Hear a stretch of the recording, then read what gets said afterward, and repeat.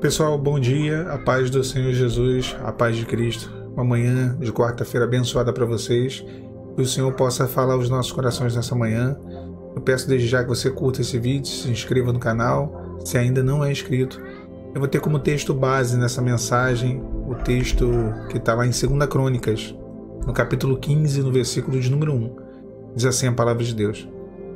Então veio o Espírito de Deus sobre Azarias, filho de Oded, e saiu ao encontro do rei Asa e disse-lhe: Ouvi-me, Asa, todo Judá e Benjamim, o Senhor está convosco, enquanto vós estáis com ele. E se o buscardes, o acharei. Porém, se o deixardes, ele também vos deixará a vós. Israel esteve por muitos dias sem o verdadeiro Deus, sem sacerdote que o ensinasse e sem lei. Mas quando na sua angústia voltaram para o Senhor Deus de Israel e o buscaram, o acharam. E naqueles tempos não havia paz nem para o que saía nem para o que entrava, mas muitas perturbações sobre todos os habitantes daquelas terras, porque nação contra nação e cidade contra cidade se despedaçavam, porque Deus os perturbara com toda angústia. Mas esforçai-vos e não desfaleçam as vossas mãos, porque a vossa obra tem uma recompensa. Louvado seja o nome do Senhor. Meus irmãos, uma batalha se apresenta. E eu comentei esses dias sobre essa batalha de uma forma bem rápida, né? Mas hoje eu quero entrar um pouquinho nesse assunto. E o rei em questão aqui era o rei Asa, um descendente do rei Davi. E a luta que se apresenta para ele era uma batalha daquelas batalhas bíblicas impossíveis de serem vencidas, né? De se vencer. Aqueles inimigos que eram mais fortes, mais numerosos. E Asa, ele recorre ao Senhor. Ele ora ao Senhor, e quando ele ora ao Senhor, o Senhor não se esconde dele, Deus não deixa de lhe responder, pelo contrário. O Senhor envia o profeta Azarias, filho de Oded, e esse profeta vem e traz essa palavra que nós lemos. Quando nós analisamos o texto, nós vemos o quanto que é condicional o agir de Deus, e é sobre esse ponto que eu quero falar nessa manhã de quarta-feira, porque eu acho que as coisas elas vão mudando. À medida das nossas atitudes, as coisas vão mudando, e aquilo que poderia ser não é mais, e aquilo que poderia não ser passa a ser. Isso a gente vê em toda a palavra de Deus, que o projeto de Deus, o agir de Deus, a lida de Deus com o homem não é algo estático, é muito condicional. As atitudes humanas, e o texto aqui, eu acho esse texto sensacional, porque ele nos dá essa clareza. Ele diz, né, o Senhor vira e fala para eles assim, ó, o Senhor está convosco. No versículo 2, enquanto vós estáis com ele. Não existe esse negócio de Deus estar contigo independentemente do que tu faça, independentemente de onde você esteja, da vida que você esteja vivendo. Não, é algo condicional. O Senhor está convosco enquanto vós estáis com ele. E aí o texto, o profeta ele vira e continua dizendo, se o buscardes, o acharei, porém, se o deixardes, ele também vos deixará a vós. Esse se aqui é a grande evidência de que é tudo condicional. Se o buscardes, o acharei. Porém, se o deixardes, ele também vos deixará a vós. Tudo condicional. Não dá para poder a gente pegar, né, nesse ponto que eu queria entrar nessa manhã, porque às vezes nós nos afastamos do centro da vontade de Deus. Porque às vezes nós deixamos de querer aquilo que Deus nos prometeu. Isso são coisas comuns ao ser humano.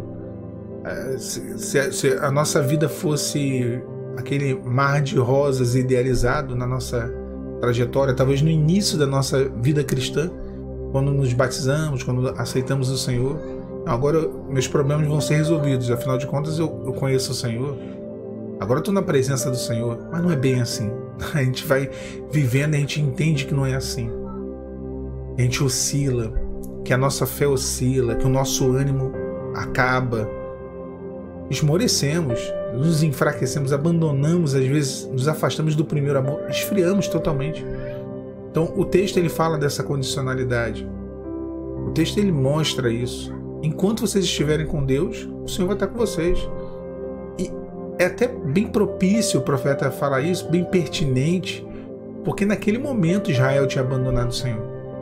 E estava colhendo as consequências disso. Inclusive essa invasão, essa eminente invasão inimiga, zerar o etíope com um exército de mais de 1 milhão de soldados, isso se deu por conta desse abandono, desse distanciamento, né, do povo em relação a Deus.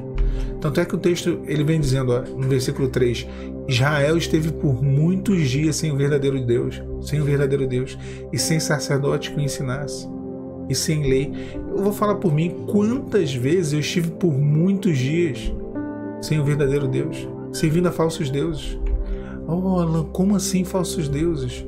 Falsos deuses não é sinônimo de uma estatuetazinha, um ídolo que você tem, que você acende uma vela para aquele ídolo, aquela... Nem sempre é isso. Falsos deuses é tudo aquilo que está em pé de igualdade ou acima do Senhor. Às vezes a nossa razão são falsos deuses. Às vezes um sentimento que está no nosso coração e nos faz ter um desejo de algo ou de alguém maior do que de Deus, isso é um falso Deus por si só.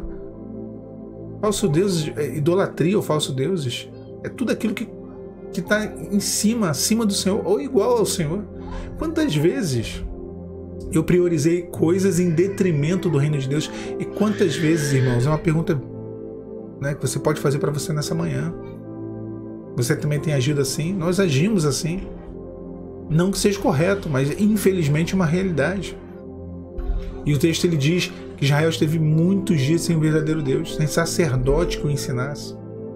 Sem sacerdote. Jesus é o sacerdote. Segundo a ordem de Melquisedeque, é o sacerdote eterno. É ele que nos ensina. Uma das características dele, descrita em Isaías, conselheiro. É ele que nos aconselha, nos direciona. Quantos dias, quais momentos nós vivemos sem esse aconselhamento? Buscamos aconselhamento de todo mundo. Buscamos direcionamento de todo mundo. Perguntamos ao padeiro, ao pipoqueiro, à cabeleireira, todo mundo. Conselho ao vizinho, ao parente, ao amigo que nem tão amigo. E esquecemos de buscar ao Senhor. Esquecemos de buscar o sacerdote que nos ensine. Sem lei, ou seja, sem direcionamento. Sem a palavra de Deus. Sem as instruções. Sem lei. E aí o que aconteceu? A palavra fala que quando na sua angústia eles se voltaram para o Senhor Deus e o buscaram, eles o acharam. Não tem jeito. Nas angústias que nós nos voltamos para o Senhor, nas angústias que nós clamamos ao Senhor, nós recorremos ao altar do céu, ao trono do céu. Nós nos conectamos através do altar da terra. Não tem jeito, é na angústia em que nós realmente, nosso coração ele fica quebrantado. E com o coração quebrantado nós nos voltamos e falamos: Senhor, eu não posso fazer mais nada. Essa situação aqui, Senhor, não tenho o que fazer. E recorremos a Deus. Como última instância, isso é um grande erro. Quando na angústia deles, eles se voltaram ao Senhor, buscaram e acharam. É como se Deus estivesse esperando eles buscar. Deus nessa manhã está esperando você buscar Ele. Deus nessa manhã está esperando a sua oração. Está esperando você se voltar para Ele. Porque quando você o buscar, você vai achar. Quando você clamar, Ele vai te responder. Ele vai. Deus quer te responder. Ele está aguardando. E aí no versículo 5 diz: naquele tempo não havia paz nem para o que entrava, nem para o que saía, muitas perturbações sobre todos os habitantes daquela terra. Nação contra nação, cidade contra cidade se despedaçavam, porque Deus os perturbara com todas as angústias. Momento de muita dificuldade, de briga, de separação, de contenda, de dissensão, de guerras. Um momento de luta que eles estavam vivendo. Mas quando eles clamaram ao Senhor, Deus reverteu aquela situação. No versículo de número 7 diz: mas esforçai-vos, mesmo diante de todo esse cenário, mesmo diante de tudo aquilo que eles estavam vivendo, momento onde um se levantava contra o outro, ninguém tinha paz, era um momento de tormento, de angústia, mas esforçai-vos, não desfaleçam as vossas mãos. E às vezes as nossas mãos se desfalecem. Às vezes nós queremos largar, soltar. Não solta, não desfaleçam as vossas mãos. Não solta aquilo que Deus prometeu, não solta aquilo que Deus falou. Não solta a palavra dele. Não desfaleçam as vossas mãos, porque a vossa obra tem uma recompensa. Aqui a gente vai finalizar, meus irmãos. Tudo aquilo que tu está fazendo, a tua busca, as tuas orações, a tua obra tem uma recompensa. A sua busca tem uma recompensa. O seu clamor tem uma recompensa. Tem uma recompensa. Alan, ninguém está vendo. Quanto tempo que eu estou orando, que eu estou buscando. Ninguém vê, ninguém sabe. Deus vê, Deus sabe. A tua obra tem uma recompensa. Você está construindo. Cada oração que você faz é um tijolinho que você constrói. Na hora certa, o Senhor vai te recompensar. Na hora certa, o Senhor vai trazer a solução dessa situação que você está vivendo. Na hora certa, você vai ver que realmente as nossas orações, elas são respondidas, elas possuem um tempo para a resposta. E que Deus não despreza as nossas orações. Deus não abandona o seu servo e a sua serva. Ele vê a nossa fidelidade, a sua fidelidade Ele viu. O seu choro, a sua busca. Ele sabe o quanto você tem clamado e, sobretudo, Ele vê o teu coração. Na angústia deles, eles clamaram ao Senhor. O buscaram e o acharam. Que coisa maravilhosa. Deus, Ele se permite ser encontrado pelo homem para o abençoar. Deus é tão bom que o desejo dele de nos abençoar gera o desejo dele de colocar em nosso coração um sentimento de busca. Quer dizer, Ele quer nos abençoar, Ele bota em nós o desejo de buscar. A gente busca. Ele se permite ser achado para nos dar a bênção. É o que Deus está fazendo na sua vida. É o que Deus está operando.